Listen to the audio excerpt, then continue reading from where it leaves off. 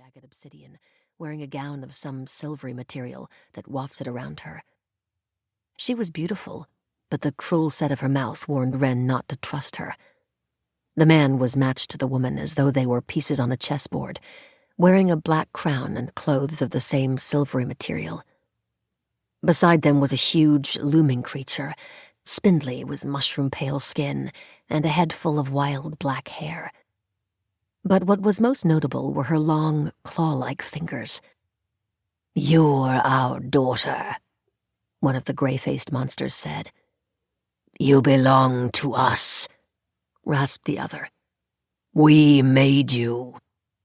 She knew about birth parents, which her sister had, nice people who came to visit and looked like her, and who sometimes brought over grandparents or donuts or presents.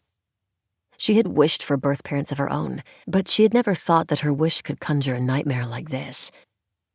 "Well," said the woman in the crown, "have you nothing to say?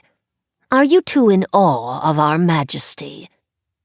The claw-fingered creature gave an impolite little snort. "That must be it," said the man. "How grateful you will be to be taken away from all of this, changeling child. Get up. Make haste." "Where are we going?" Wren asked. Fear made her sink her fingers into her bedsheets, as though she could hang on to her life before this moment if she just gripped hard enough. "To Fairy, where you will be a queen," the woman said, a snarl in her voice where there ought to have been cajoling. "Have you never dreamed of someone coming to you and telling you that you were no mortal child, but one made of magic? Have you never dreamed about being taken from your pathetic little life to one of vast greatness?" Wren couldn't deny that she had. She nodded. Tears burned in the back of her throat. That's what she had done wrong. That was the wickedness in her heart that had been discovered. "I'll stop," she whispered. "What?"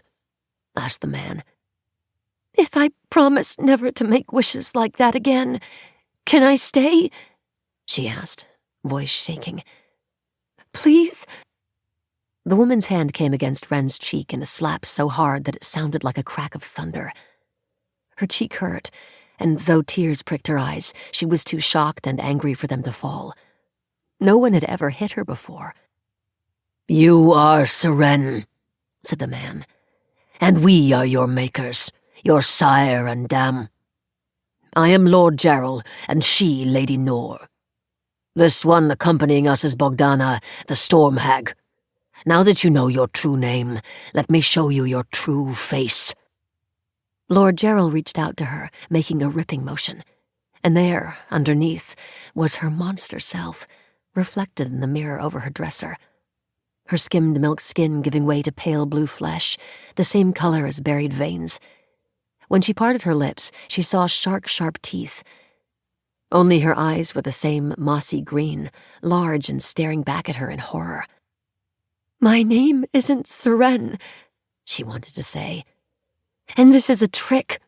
That's not me." But even as she thought the words, she heard how similar Seren was to her own name. Seren. Wren. Wren. A child shortening. Changeling child.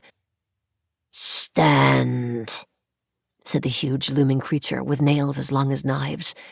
Bogdana. "You do not belong in this place." Wren listened to the noises of the house, the hum of the heater, the distant scrape of the nails of the family dog as it pawed at the floor restlessly in sleep, running through dreams. She tried to memorize every sound. Her gaze blurry with tears, she committed her room to memory, from the book titles on her shelves to the glassy eyes of her dolls. She snuck one last pet of her fox's synthetic fur and pressed him down, deeper under the covers. If he stayed there, he'd be safe. Shuddering, she slid out of the bed. "Please," she said again. A cruel smile twisted up the corner of Lord Gerald's face. "The mortals no longer want you." Wren shook her head, because that couldn't be true. Her mother and father loved her. Her mother cut the crusts off her sandwiches and kissed her on the tip of her nose to make her giggle. Her father cuddled up with her to watch movies. To keep listening to this audiobook, I've left you a link in the description so you can do it, at no cost thanks to Audible's 30-day free trial.